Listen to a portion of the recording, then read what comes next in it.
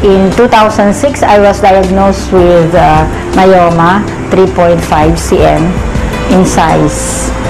In 2007, I was informed by my doctor that I should be operated on because it might go bigger.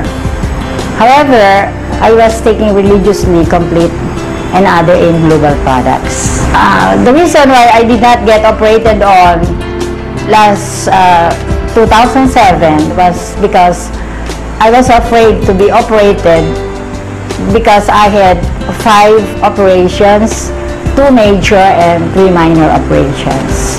The family in 2010 decided that I be operated on. So I went to see my doctor friend surgeon, and I was advised that before I get operated on, I should get all the necessary laboratory tests, including ultrasound.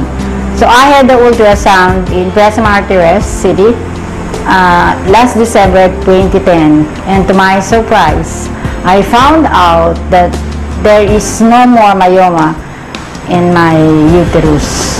With the AIM Global products, I was able to save on my operation, which is scheduled January 11, 2011. Through the products of AIM Global, I was able to find myself back to health and back to where I'm now happy and joyous.